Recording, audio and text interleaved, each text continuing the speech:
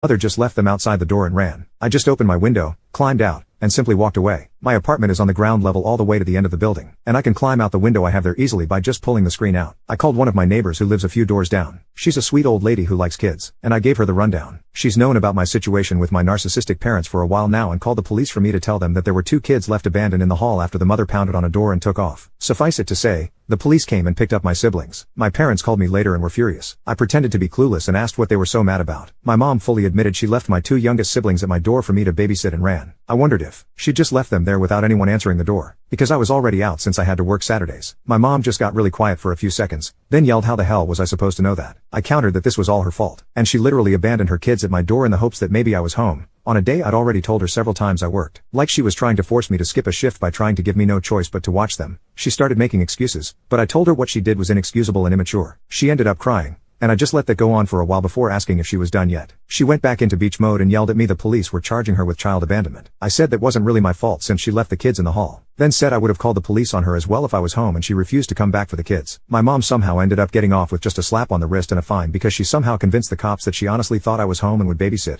Or so my next sibling said when he texted me. After that, things boiled over on Thanksgiving. My parents invited me over, and I was fully expecting it to be some kind of trap. And it was. At dinner, my dad just sat at the table smoking a cigarette and acting like he was in charge. He had my mom sit me down and then said enough was enough, and he was ending this farce. He told me that I needed to move my butt back home and pay rent to help with their mortgage and bills, as well as help parent my siblings because they don't have any time to themselves anymore, and the fine my mom had to pay hit their finances hard. I just said no, plain and simple, and I kept that up no matter how much he tried to order me. He ended up getting so angry that he actually attacked me, and he's not a small man. I thankfully am not either, as I've been hitting the gym for months, and learned some amateur fighting. I had my steel-toed boots on as well, so I gave him a swift kick in the balls when he came at me, then punched him hard enough in the face that he was down on the floor in an instant. He landed with quite a thud and even threw up because of the pain while clutching his goodie bag. Then I told my parents that I had my phone recording in my pocket the whole time, and I could easily prove he attacked me first. My dad told me to get out of his house and never come back, and I obliged, but not before taking a turkey leg off the platter and riding home with it to eat. Since then only my siblings have called or texted me. They said that I'd walked out like a boss, and there are now running jokes in the house about dad's poor balls.